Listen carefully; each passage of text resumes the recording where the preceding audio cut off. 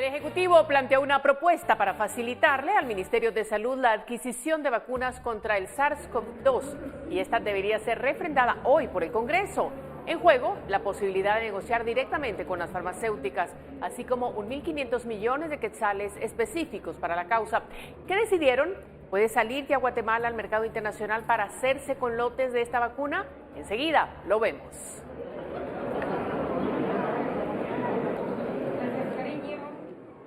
Gracias por estar con nosotros. Un importante día en lo noticioso respecto a nuestro país. Tenemos todos los datos y nos da mucho gusto que nos acompañe. Vamos a la información.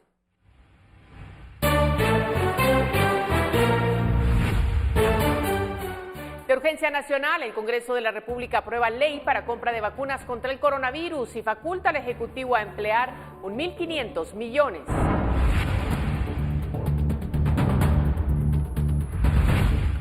Guatemala reporta el peor día en contagios de COVID-19 con 1.809 casos en las últimas horas. Esta noche hablamos con Karin Slowin del Laboratorio de Datos.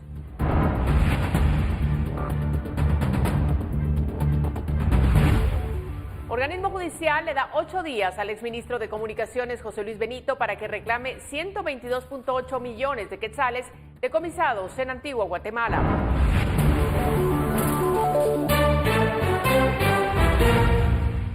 Más de 1.7 millones de afectados y 6.000 millones de quetzales en pérdidas es el recuento de los daños ocasionados por las tormentas Iota y Eta en el país.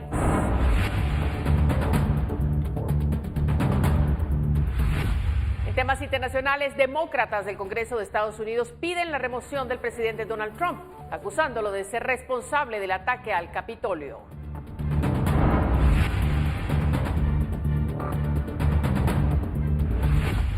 El libro El maravilloso reino del ajedrez para niños, escrito por 2 guatemaltecos, obtiene un reconocimiento internacional.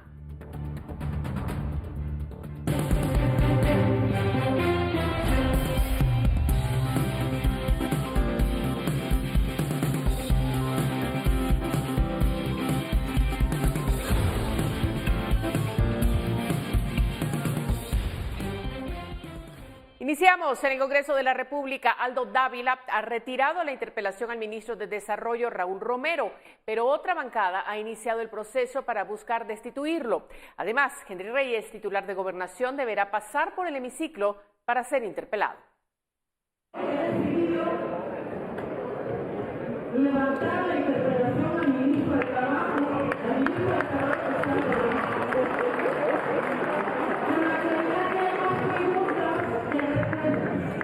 Entre aplausos porque esa interpelación al ministro de Desarrollo, Raúl Romero, que arrancó el 24 de septiembre y que aún no llegaba siquiera a la mitad, venía entrampando la agenda legislativa.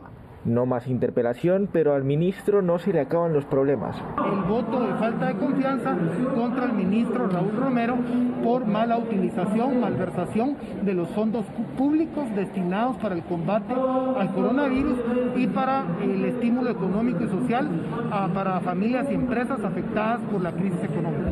La Unidad Nacional de la Esperanza buscará que se retire del cargo a Romero, acusado de malversación en los programas para paliar los efectos de la pandemia entre la población. Además, el propio Dávila, quien invocó la interpelación, continuará fiscalizándolo a través de reuniones. Hay que despejar varias dudas con el señor ministro, y estoy en mi derecho de hacerlo, pero tampoco no quiero entorpecer la agenda legislativa. Sale una, pero entra otra. Bernardo Arévalo, jefe del bloque Semilla, ha solicitado interpelar al ministro de Gobernación, Henry Reyes. Escuchamos la decisión de que no hay un cambio en el gabinete. Nosotros seguiremos adelante como bancada y como oposición, porque hay que recordar que esto es algo en donde se va con el apoyo de las bancadas de la oposición para hacer esta interpelación para evidenciar los abusos que hubo en términos de violación a los derechos humanos de los manifestantes y de la prensa que estaba cubriendo estos eventos por parte de fuerzas de seguridad. Esto a raíz de las acciones de la Policía Nacional Civil durante las manifestaciones del 21 y el 28 de noviembre del año pasado. Con imágenes de Elmer Vargas, reportó para Noticiero Guatevisión, Felipe Garrán. Y el CACIF, por medio de un comunicado, manifestó en horas de la mañana que la salud de los guatemaltecos debe ser prioridad en el país. La organización empresarial aseguró que es necesario que el Congreso de la República apruebe la legislación que permita la compra de las vacunas. Asimismo, manifiesta que deben realizarse los esfuerzos para que toda la población sea inmunizada lo más pronto posible con la vacuna contra el COVID-19.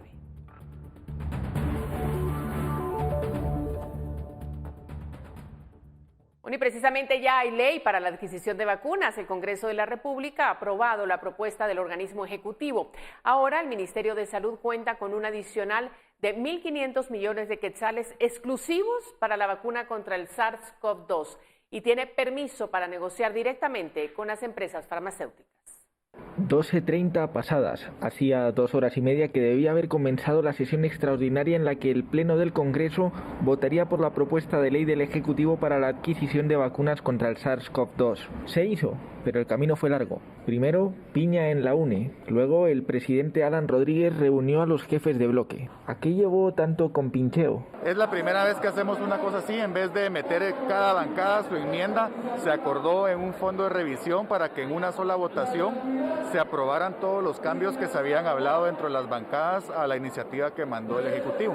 Fondo de revisión. Las bancadas acordaron agrupar todas las enmiendas en un mismo paquete para votar por ellas a la vez. Con ello, el país ya está habilitado para salir a comprar vacunas directamente con las farmacéuticas desarrolladoras. Hay que advertir que ahorita lo que se está probando es el procedimiento para la adquisición de la vacuna, pero todavía no hay infraestructura para poder hacer operativa la logística para que llegue a todos los departamentos y municipios del país.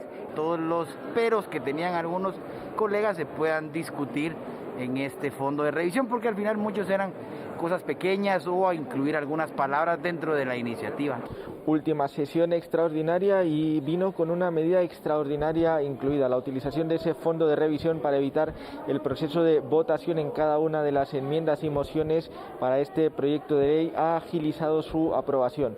De momento tenemos una buena noticia y es que ya existe en Guatemala una ley para adquirir esas vacunas contra el COVID-19. Con imágenes de Elmer Vargas, reportó para Noticiero Guatevisión, Felipe Garrán. Bueno, en este momento vamos a conocer la actualización de casos de COVID en el país. El Ministerio de Salud reportó este martes otros 1.809 casos nuevos de coronavirus para hacer un total acumulado de 144.982 desde el inicio de la pandemia. Y en las últimas horas se confirma la muerte de 30 pacientes más, con lo que la cifra en todo el país es de 5.080 decesos. La cantidad de casos recuperados estimados es de 131.974. Finalmente, los casos activos estimados son de 7.928 y se efectuaron 5.899 pruebas en las últimas horas para detectar posibles contagios de COVID-19. Esta actualización corresponde al 11 de enero, de las 0 a las 23 horas con 59 minutos.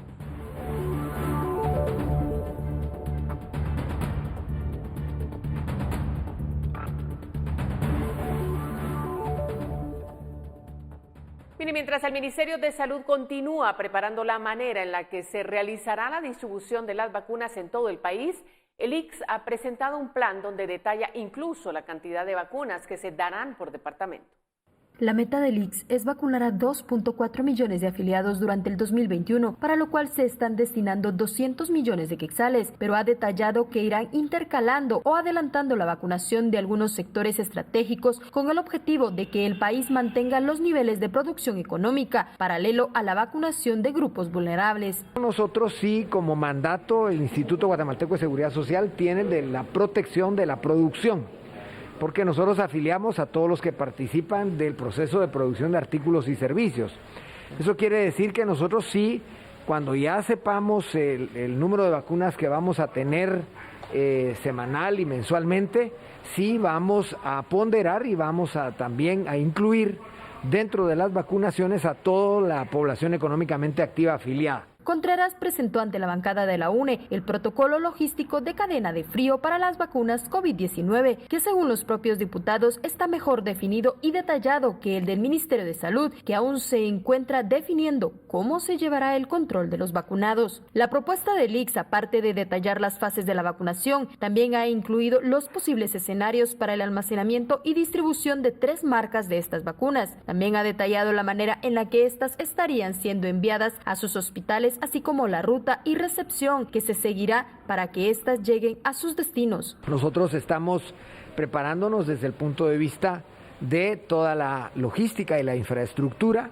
dependiendo del tipo de vacuna que recibamos, si es de 70 grados su mantenimiento, menos de 70 grados o de menos de 20 grados o refrigeración normal. Estamos ya con todas las cotizaciones listas para la adquisición de congeladores y cuartos fríos para, en el caso de los menos 70 grados, en todos los hospitales centinelas del país, y los congeladores adicionales para llegar a cada uno de los puntos de vacunación. El primer borrador del plan de vacunación que se ha presentado por el Instituto Guatemalteco de Seguridad Social incluso ha identificado la cantidad de dosis necesarias por departamento, así como la de refrigeradores necesarios, además de señalar cuál será el equipo de protección o vestimenta necesaria para el manejo de las vacunas en los congeladores. Con imágenes de María José Bonilla, reportó para Noticiero Guatevisión, Andrea Domínguez. Bueno, esta noche vamos a ampliar el tema de los datos del COVID-19 en nuestro país y para ello hacemos un contacto vía telefónico con la doctora investigadora social Karin Slowen Umaña. Buenas noches, doctora.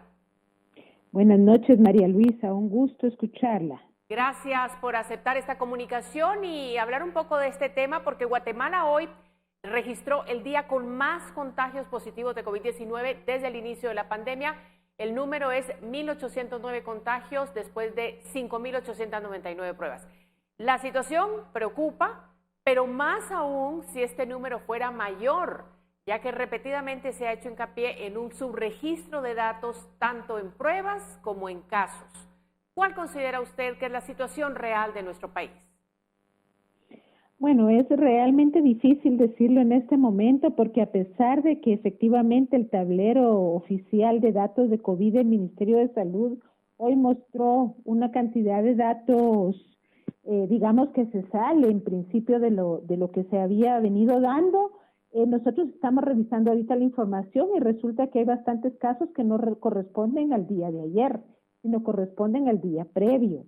¿Qué pasa? Están registrando tardíamente, ¿verdad?, casos que se dieron antes y eso hace que se acumulen en una fecha y se incremente el número aunque no correspondan al día. Eso hace muchísimo más difícil todavía estimar qué verdaderamente está pasando en el país.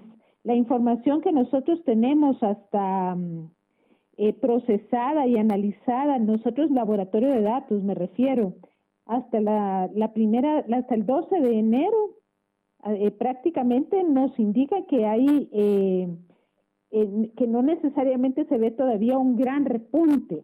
Ahora, el problema que tenemos con esto es que a pesar de que ha habido unos días, conste que se ha superado las 5,000 pruebas, nuevamente pasa lo mismo, son pruebas que juntan en un día y que pertenecen a otros días. No es que estén haciendo 5,000 pruebas nuevas diarias a 5,000 personas distintas. Entonces, todo eso es lo que va acumulando el subregistro y hace que veamos la situación de la epidemia como cuando uno va por la carretera con neblina, ¿verdad? Que va medio viendo la marca, ¿verdad? Cuando hay suerte que haya marca en la carretera para no irse en el barranco. Y yo creo que Guatemala estamos en una situación así. Realmente difícil. Y además hay que recordar que este día, ya nosotros lo informamos sobre la aprobación por parte del Congreso de la ley para la compra de vacunas contra el COVID-19, porque el COVID está allí. No tenemos los datos exactos, como usted bien señala, pero el virus se encuentra en nuestro país.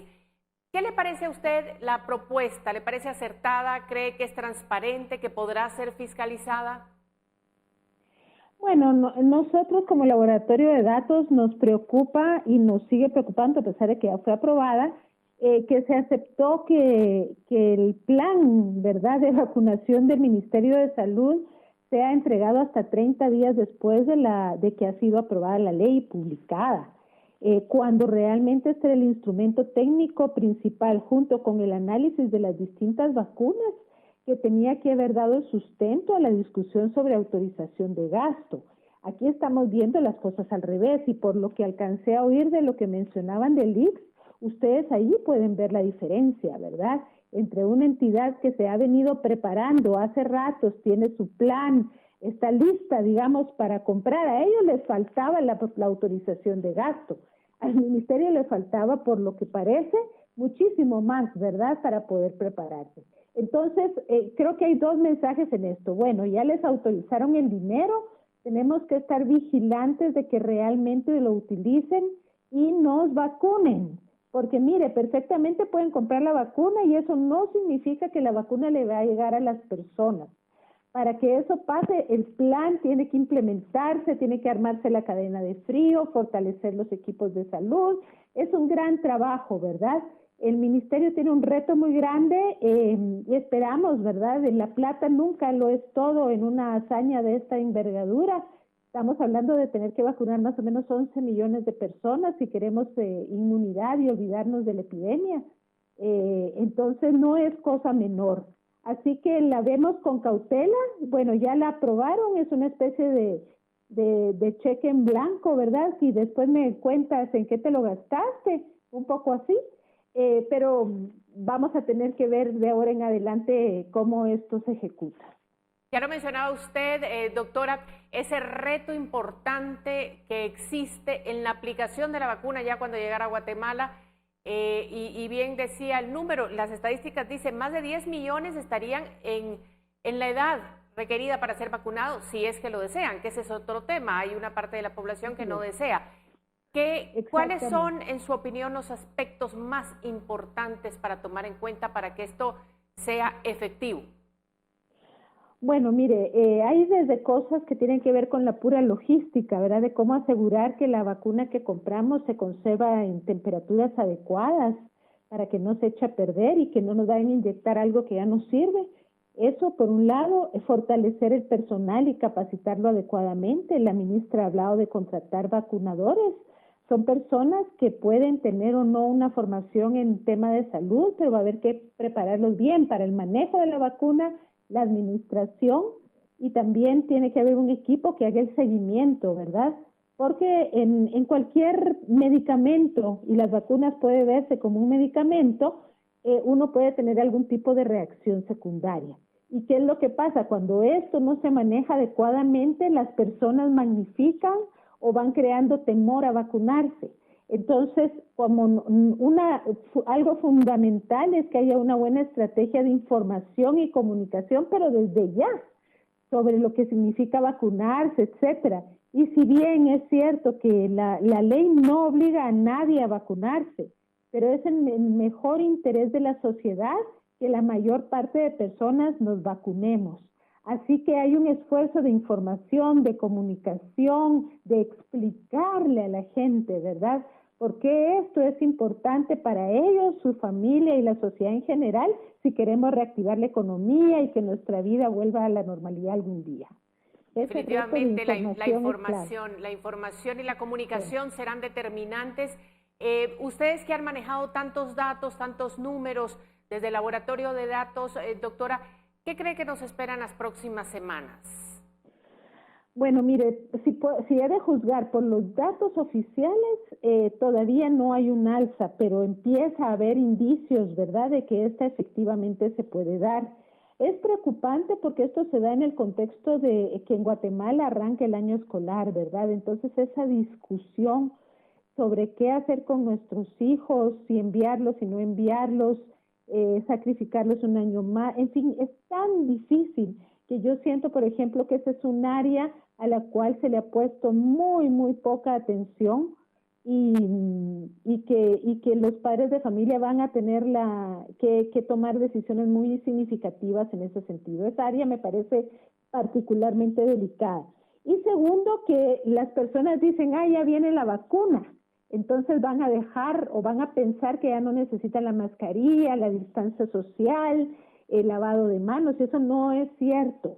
Miren, para vacunar 11 millones de personas, si el ministerio lo hace rápido, lo hace bien, estamos hablando por lo menos de todo el año, si no más. Son 11 millones de personas, además adultos. La experiencia de vacunación en Guatemala es fundamentalmente en niños. Entonces son otras lógicas en un adulto para convencerlo justamente de que se vacune. Todos estos elementos le dan una complejidad mayor al tema, por lo cual la gente no puede pensar que porque ya venga la vacuna ya se acabó el asunto. Debe continuar las medidas hasta que se alcancen los niveles de inmunidad poblacional que se necesitan. Qué importante conocer su opinión, doctora, para ir tomando forma, para ir viendo cómo deberían ser las cosas y más o menos hacernos a la idea. Gracias por aceptar este contacto con Noticiero Guatevisión y la audiencia. Un placer y muy buenas noches. Que tengan muy buenas noches. Y decía la doctora Slowing, la educación, un tema que tenemos que abordar desde varios puntos, los retos que enfrentan, y lo vamos a ver en Noticiero Guatevisión más adelante. En este momento vamos a cambiar el tema porque queremos contarles que esta mañana ha circulado un audio en redes sociales en el cual se anuncia un toque de queda. Nos hemos comunicado con la Secretaría de Comunicación Social de la Presidencia y esta fue la respuesta. El día de hoy a las 6 de la tarde tendremos junta de gabinete y a partir del día de mañana se instala toque de queda en nuestro país por 8 días, de las 4 de la tarde a las 4 de la mañana del día siguiente. Este fue el audio que circuló en redes sociales este martes, en donde se escucha la voz del presidente Alejandro Yamatei y se informa de un supuesto toque de queda a partir del miércoles y por 8 días. Sin embargo, Patricia Letona, secretaria de Comunicación Social de la Presidencia, aclaró que de parte del Ejecutivo no se ha hecho ningún anuncio de este tipo. Agregó que si en algún momento se toman medidas de esta naturaleza, las autoridades lo anunciarán de forma oficial y con suficiente tiempo para no sorprender a la población. Añadió que ese audio está editado y que tiene fragmentos de declaraciones anteriores del mandatario, por lo que la población no debe dejarse sorprender. El audio fue sacado de contexto de este momento. Quiero anunciar que el día de hoy a las 6 de la tarde tendremos junta de gabinete y a partir del día de mañana se instala toque de queda en nuestro país por 8 días, de las 4 de la tarde a las 4 de la mañana del día siguiente. Aunque el audio es falso, el presidente Alejandro Yamatei, en una reunión con personal del Ministerio de Salud, analizó un nuevo cierre del país debido al repunte de casos de coronavirus en el país, pero hasta el momento no se ha confirmado nada. Reportó para Noticiero Guatevisión María Olga Menaldo.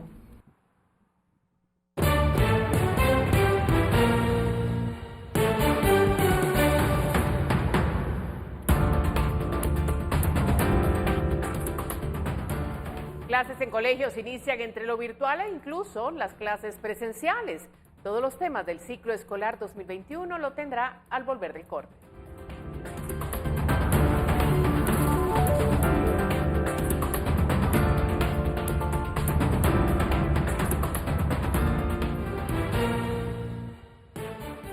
Electroral, el suero oral para todos, presenta.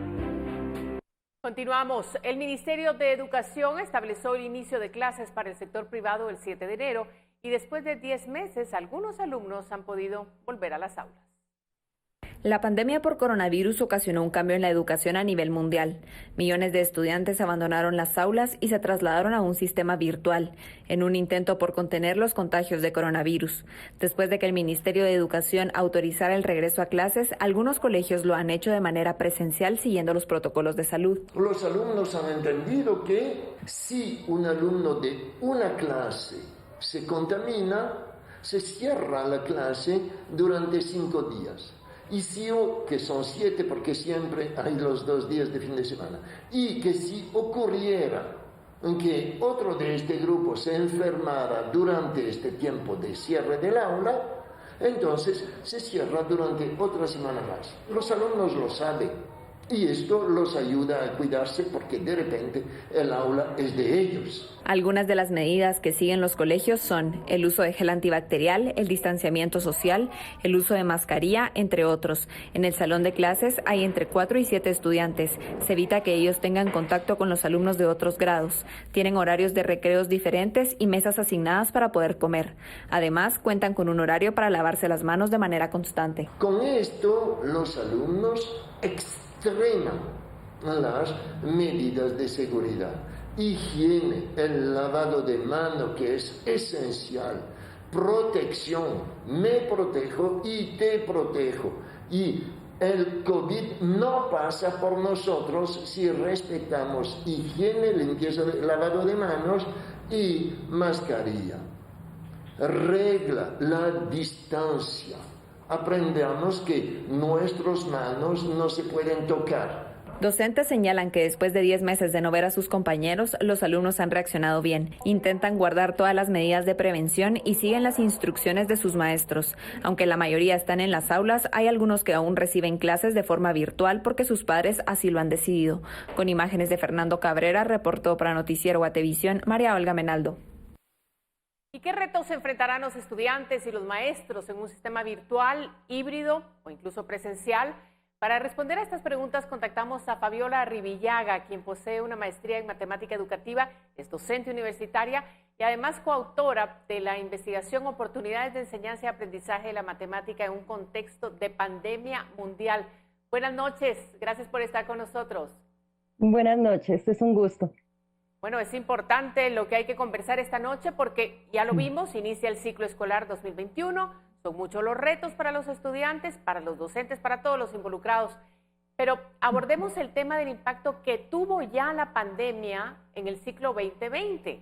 ¿Cómo afectó a los alumnos? Porque con eso nos encontramos al inicio de este año. ¿Cómo les ha afectado? ¿Qué grupo recibimos? En primer lugar, recibimos un grupo que vio fracturados sus lazos sociales. Se sabe que los estudiantes, sobre todo en las edades tempranas, aprenden solo cuando lo hacen en comunidad. Hay estudios que demuestran que se aprende y se aprende. De hecho, no es posible enseñarle a un niño.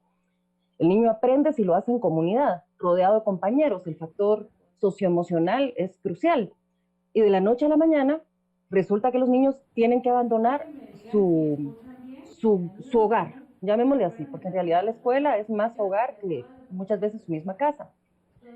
Se van, algunos logran estudiar de manera virtual, algunos cuentan con el equipo, otros no cuentan con el equipo, se van acostumbrando y nos encontramos ahorita con grupos que tienen fracturada su socioemocionalidad, pero además que no se alcanzaron todas las metas que los maestros teníamos planteadas para ellos a nivel académico y que mal que bien en los colegios privados, en las instituciones privadas, sí tenemos una fuerte presión del padre de familia y de la institución en sí por cubrir competencias y contenidos del currículo, ¿verdad? Entonces, pues sí, son retos enormes, sobre todo para los jovencitos y los niños que creían que ya iban a volver a estar con sus amigos este año. Al menos en las instituciones en las que yo trabajo eso todavía no va a ser posible, ¿verdad? Todavía vamos a estar trabajando a distancia. Y con una formación previa que en realidad es baja. Muchos docentes el año pasado lo que nos dedicamos mejor fue a tratar de mantenerles fortalecido el enlace, ¿verdad? Mantenernos en comunicación, mantenerlos comunicados aunque fuera en forma virtual, pero ahorita sí nos encontramos con retos enormes. Hay que suplir carencias del año pasado y enfrentar las del año que viene y las dificultades que los niños puedan tener este nuevo año, ¿verdad? Definitivamente un impacto en lo social, lo psicológico, lo pedagógico, por donde se vea. Según la estrategia de regreso a clases ante el COVID-19 de parte del Ministerio de Salud y Educación, que lo elaboraron juntos, va a regir el tablero de alertas. No hay recreos, no hay actividades culturales, cívicas, alimentación escolar tampoco, aparte de la mascarilla y demás, pero ¿será suficiente esas medidas para recibir a estos niños? Estoy hablando en el caso de que vayan al lugar de estudio.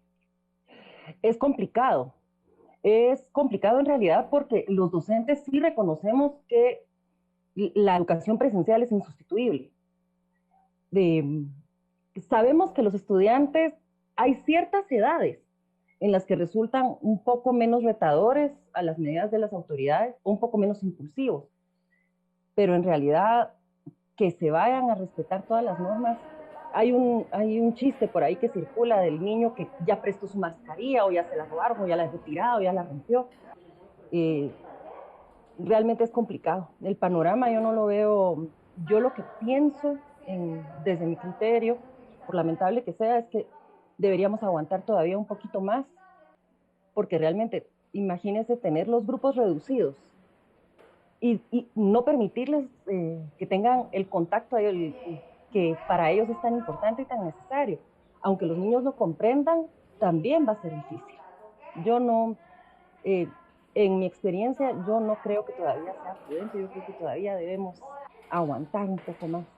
al menos en las instituciones privadas. Distinto es el sector público. En el sector público todavía fue más difícil la atención al estudiante fuera de la institución, pero en el sector privado habría que, en mi criterio, aguantar todavía un poco más, sobre todo si tenemos municipios que están con alto nivel de contagio. Definitivamente. Y las clases virtuales, y como usted bien lo apunta, para quien tiene la oportunidad, porque sabemos que no es una realidad para todos los guatemaltecos, pero pues es a lo que nos tenemos que afrontar, sobre todo con municipios en rojo y con estas limitaciones. ¿Estaremos preparados y qué consejos nos podría dar desde su experiencia? Yo creo que llega un momento en el que tenemos que descubrir que probablemente nos hemos acostumbrado a un sistema educativo, al menos en lo privado, que ha descuidado la cuestión de lo que hablábamos hace un momentito, la cuestión social del niño y la cuestión emocional del niño. El año pasado algunos tomamos la decisión con nuestros hijos de privilegiar que ellos se encontraran seguros en casa, ¿verdad? Aunque se viera el sacrificio académico.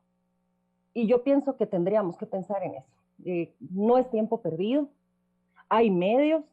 Los docentes tuvimos ya 10 meses, como bien han dicho, del año pasado. Fue una sorpresa para todos y no estábamos listos, pero yo creo que ahorita estamos un poco más listos para atender a nuestros alumnos a distancia. Y saber que el tiempo se recupera definitivamente y que siempre se va a poder cubrir cualquier contenido, que es lo que al papá le preocupa, ¿verdad? Sin embargo, yo insisto, hay que privilegiar la salud, la seguridad, tanto de nuestros estudiantes como de sus familias, incluso de nosotros mismos los docentes, porque no todos los docentes podemos decir que somos invulnerables al virus, ¿verdad? Al contagio. Eso es lo que yo podría pensar, ¿verdad? Hay que tomarlo con calma, no hay que pensar en presionarnos demasiado. Los papás tenemos que ser comprensivos. Definitivamente es importante abordar este tema desde la realidad, desde lo que sucede realmente en la docencia, sabiendo que no quiere decir que porque los llevo a clases van a aprender. Eso a veces se va a ver va a ser muy difícil debido a todas estas otras situaciones que tenemos que vivir. Creo que se reflejó de alguna manera en los resultados del año pasado, un descenso en ciertas capacidades de los niños, ¿no? Así es. Y sabe que sobre todo, recordemos que las pruebas, al menos las pruebas Mineduc, no están diseñadas para un contexto de pandemia. Son previas a la pandemia, entonces tampoco era objetivo medir a un grupo de estudiantes graduandos el año pasado que no habían podido cubrir sus contenidos de la manera que Mineduc probablemente esperaba. Entonces tampoco deberíamos preocuparnos demasiado por los resultados que se han obtenido el año pasado. Fue un año atípico. Y la otra cuestión que también hay que tomar en cuenta es que los docentes también se vieron afectados en su cuestión social, en su cuestión emocional, incluso en su cuestión económica, ¿verdad? Entonces, yo lo que creo, desde mi opinión, es que realmente lo que debe privar en este momento es la prudencia, la paciencia y la creatividad y la inventiva en cada casa, en cada hogar, y cada padre de familia va a saber qué es lo que mejor corresponde a sus hijos. Definitivamente. Gracias, Fabiola Arribillaga, por darnos a conocer su punto de vista, su opinión, su análisis sobre este tema tan importante, docente universitaria que está con nosotros esta noche. Muchas gracias. Para servirle. Feliz noche. Feliz noche. Y es que es lo que nos toca vivir. Da inicio el año escolar de forma virtual, donde alumnos continúan adaptándose a esta modalidad, también los docentes, extrañando varias situaciones como el compartir la refacción. Ya dijimos, eso no ocurrirá. Interactuar con sus compañeros, el seguimiento de sus maestros en cada clase. Sin duda, el apoyo de los padres encargados y catedráticos hacia cada alumno es tal.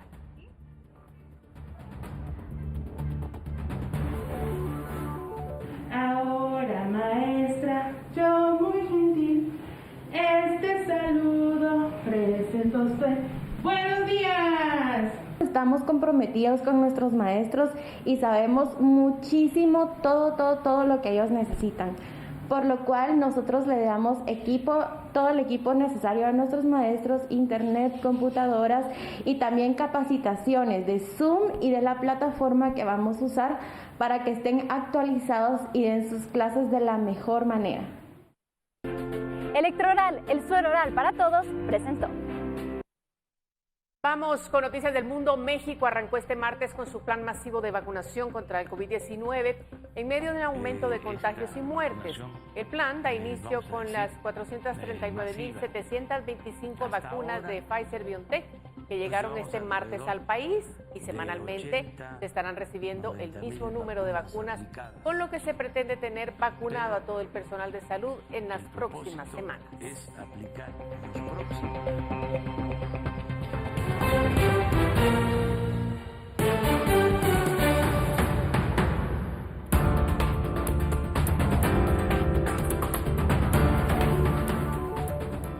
¿Enfrentará Donald Trump un juicio político? Volvemos con este y otros temas luego de la pausa.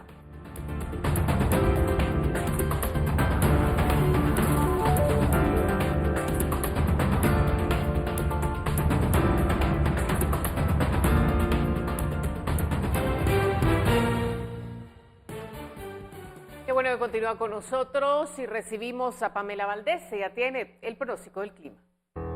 Muy buenas noches, Vera Luisa, qué gusto saludarte y compartimos a continuación con toda nuestra audiencia el pronóstico del clima para las próximas horas y de mañana para que lo puedan tomar en cuenta. De acuerdo con el INSIUME, tenemos los efectos del frente frío al territorio nacional, así que esto estará generando algunas lloviznas o lluvias de moderadas a severas en la mayor parte del territorio nacional. También pronosticaron el incremento en la velocidad del viento, así que se le recomienda que aseguren muy bien sus techos y continuaremos con el descenso de temperaturas para que usted pueda abrigarse muy bien, principalmente a los niños y al adulto mayor. Para esta noche continuamos con condiciones de cielos parcialmente nublados con probabilidad de alguna llovizna, principalmente en la franja transversal del norte y alguna actividad eléctrica también.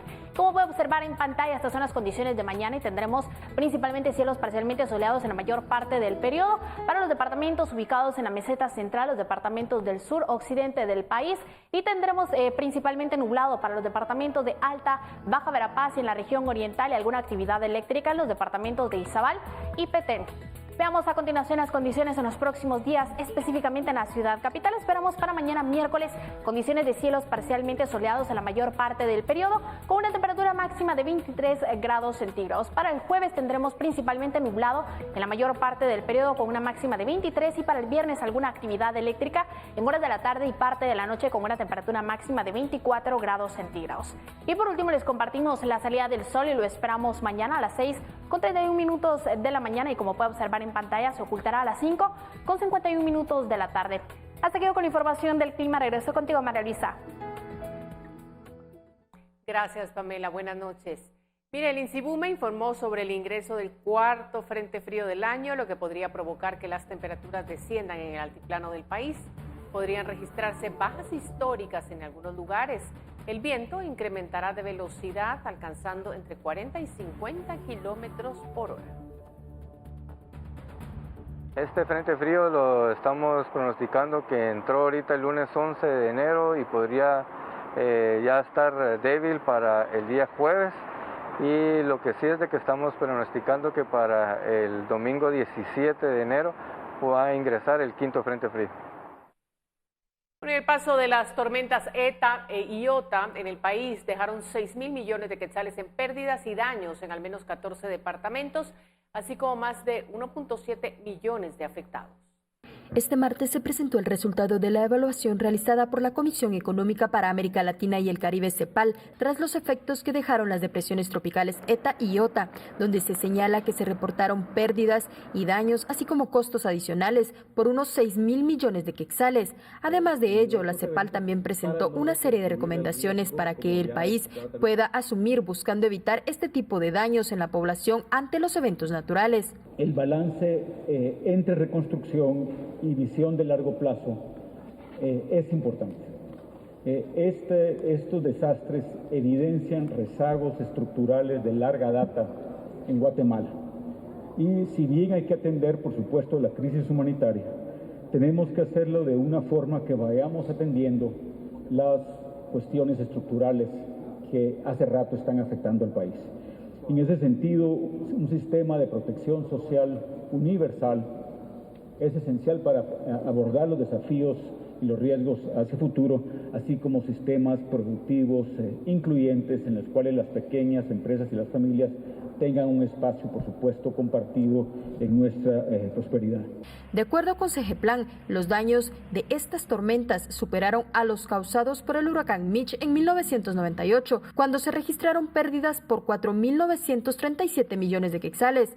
Pero haciendo una sumatoria de las tormentas que han afectado al país, las causadas por Eta, Iota, Mitch, Ágata, así como las erupciones del volcán Pacaya y Fuego, suman 22.000 millones de quetzales en pérdidas. Las tormentas Eta y Iota dejaron 61 personas fallecidas, 30 heridos, 99 desaparecidos, 311.317 evacuados y 1.790.730 damnificados, así como daños en 14 departamentos, principalmente en Alta Verapaz, Izabal, Quiché, Huehuetenango, Petén, Zacapa y Chiquimula.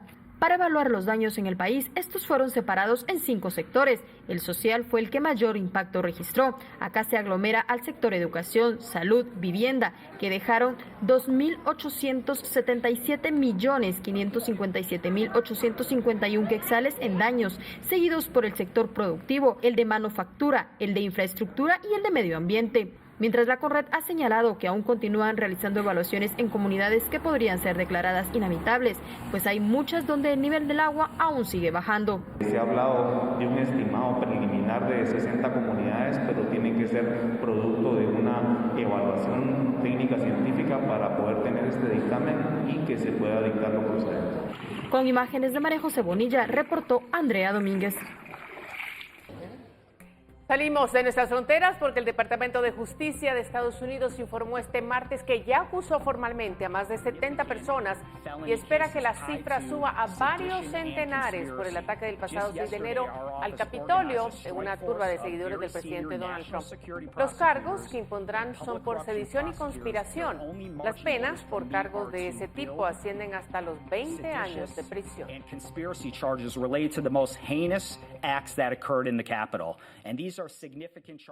Mire, cuando falta solo una semana para la inauguración presidencial, los demócratas del Congreso piden la remoción del presidente Trump, acusándolo de ser responsable del ataque al Capitolio el miércoles pasado. Por eso están solicitando al vicepresidente Mike Pence que remueva al mandatario o empezarán el proceso para un nuevo juicio político. Con la percepción cada vez mayor de que el vicepresidente Pence no utilizará la 25ª enmienda para remover directamente a Trump, crecen los preparativos de los demócratas en la Cámara de Representantes para llevar al mandatario a juicio político. Este martes se votará una resolución para formalmente pedir a Pence que utilice la enmienda, pero si no actúa en 24 horas, el miércoles los legisladores podrían ir adelante con la acusación de que el presidente incitó los actos violentos en el Capitolio. Los demócratas dijeron que ya tienen suficientes votos para aprobar el artículo de acusación en la Cámara, pero los republicanos siguen oponiéndose a este segundo juicio. Me decepciona escuchar que la Cámara está procediendo con un segundo juicio político dado que solo quedan 9 días en la presidencia de Trump. Ya es hora de que todos intentemos sanar a nuestro país y seguir adelante. La acusación sería un gran paso atrás. Sobre el tema, Joe Biden dijo que el juicio es un asunto del Congreso, pero que le preocupa que se desvíe la atención de sus nominaciones presidenciales cruciales para su agenda. Sin embargo, los líderes demócratas muestran confianza en poder hacer ambas cosas simultáneamente en las dos cámaras y confirmar rápidamente el nuevo gabinete presidencial. Por ahora no hay certeza de que un juicio tenga éxito, según expertos, pues en el Senado se necesitan 2/3 de los senadores a favor. Jacopo Luzzi, Voz de América, Washington.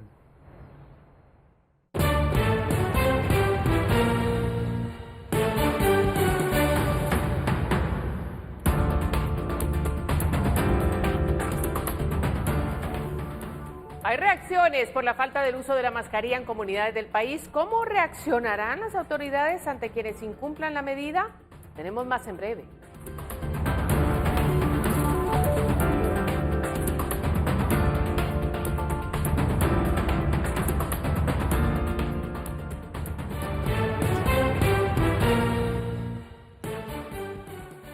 El Ministerio Público de Quiché aseguró que no usar mascarilla es un delito y quienes no lo hagan podrían ser investigados.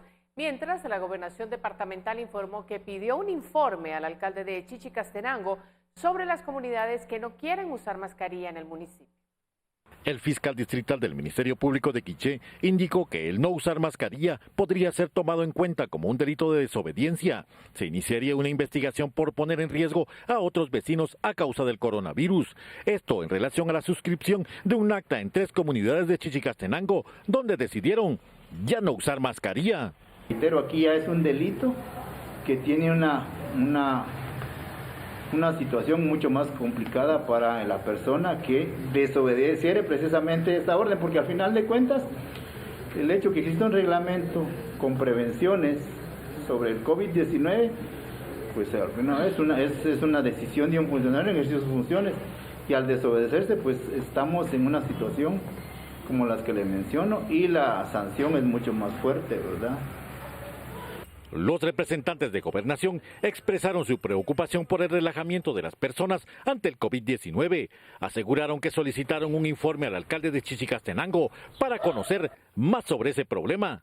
Las personas o los cocodes que firmaron este documento pues realmente no tendrían ni una validez ante cualquier instancia, indíquese Ministerio Público, si quisieran justificar las cuestiones, porque toda disposición viene desde el Ejecutivo y del Congreso de la República y debe estar publicado en el Diario Centroamérica para que tenga validez todo documento que se pueda respetar.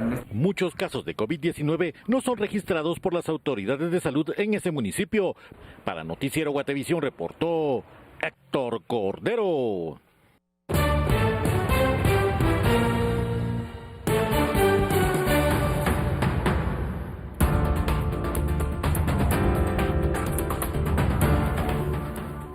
Detienen al grupo de migrantes hondureños que ingresó a territorio guatemalteco. Tenemos más para usted en breve.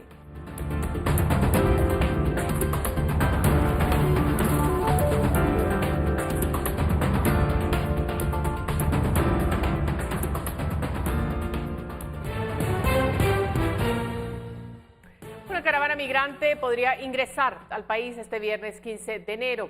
Autoridades han comenzado a realizar operativos de prevención y de identificación de personas que dejó como resultado la localización de 70 hondureños que ingresaron de forma irregular al país. Uno de estos grupos fue ubicado en el kilómetro 177 de la ruta interamericana en jurisdicción de Chiquimula, mientras otro grupo de 22 personas también de nacionalidad hondureña fue localizado en el kilómetro 243.5 de la ruta al Atlántico, La Ruidosa y Zabal. Al momento de ser identificados, se constató que ingresaron a territorio guatemalteco de forma irregular. En otro tema, el organismo judicial publicó este martes un edicto en el que notifica al exministro de Comunicaciones, José Luis Benito, que tiene 8 días para reclamar sus derechos sobre 122.8 millones de quetzales que fueron hallados en una vivienda que estaba arrendada a su nombre en octubre pasado. De lo contrario, el dinero será extinguido a favor del Estado. Este martes, el organismo judicial informó a través de un edicto publicado en el Diario Oficial que se ha iniciado el proceso para extinguir a favor del Estado 122.8 millones de quetzales, los cuales fueron encontrados en una vivienda de Antigua Guatemala en octubre último y que se vinculan al exministro de Comunicaciones José Luis Benito. En total, las autoridades contabilizaron 122.824.198 quetzales con 60 centavos que estaban distribuidos en 22 maletas. El edicto detalla que el juez del juzgado de primera instancia de extinción de dominio notifica a Benito y a cualquier persona que pueda resultar afectada que se dio trámite a la acción de extinción de dominio solicitada por el Ministerio Público, por lo que se otorga el plazo de 8 días para quien decida reclamar cualquier derecho que pudiera corresponderle y demostrar la procedencia lícita del dinero. Hay que recordar que el exministro de Comunicaciones del expresidente Jimmy Morales está prófugo y tiene orden de captura desde el 20 de octubre por lavado de dinero. Los indicios que vinculan a Benito con el hallazgo de los 122.8 millones de quetzales es que el inmueble donde fueron hallados estaba arrendado bajo su nombre y además una de las maletas tenía la etiqueta de una de las aerolíneas en las que el exministro viajó a Madrid, España. Con información de Óscar García e Irvin Escobar, reportó para Noticiero Guatevisión, Pablo Juárez. Bueno, y a continuación, en el segmento de Cultura y Espectáculo, le presentamos la historia del libro de autoría guatemalteca, El maravilloso reino del ajedrez para niños, el cual recientemente obtuvo un reconocimiento en Países Bajos.